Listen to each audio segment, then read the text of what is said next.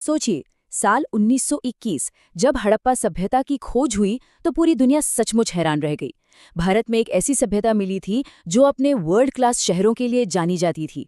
तो आज हम इसी महान सभ्यता के लोगों के जीवन के रहस्य को परत दर परत खोलने की कोशिश करेंगे। क्या ऐसा हो सकता है कि आज से 5000 साल पहले के लोग हमसे भी ज्यादा मॉडर्न थे? सुनने में थोड़ा अजीब लगता है ना, लेकिन जरा उनकी ड्रेनेज सिस्टम यानी जल निकासी प्रणाली को देखिए। वो तो आज के कई शहरों से भी बेहतर थी। पर इन शानदार शहरों के पीछे एक बड़ा सवाल हमेशा से रहा है कि ये लोग असल में थे कौन?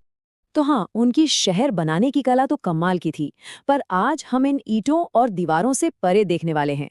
हमारा मकसद है उन लोगों की रोजमर्रा की जिंदगी को समझना। वो क्या काम करते थे, क्या पहनते थे और उनकी मान्यताएं क्या थीं। तो चलिए अपनी पड़ताल शुरू करते हैं। और सबसे पहला सवाल, आखिर सिंधु घाटी के लोग अपना गुजारा कैसे करते थे? क्या काम करते थे वो? अब यहाँ एक बहुत ही दिलचस्प बात सामने आती है।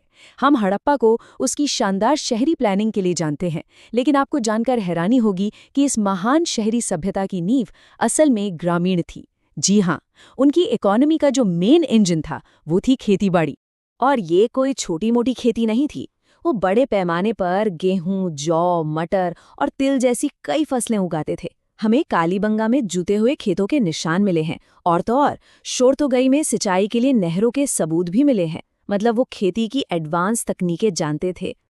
तो एक तरफ थे गांव जो पूरी सभ्यता का पेट भर रहे थे, और दूसरी तरफ थे शहर जो थे हुनर और कारीगरी का केंद्र। चलिए अब खेतों से निकलकर शहरों की गलियों में चलते हैं और देखते हैं कि वहां क्या हो रहा था।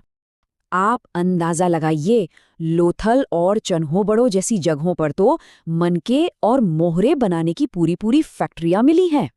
वहां के कारीगर कार्नेलियन, एगेट और जैस्पर जैसे कीमती पत्थरों पर कमाल की डिजाइन बनाते थे।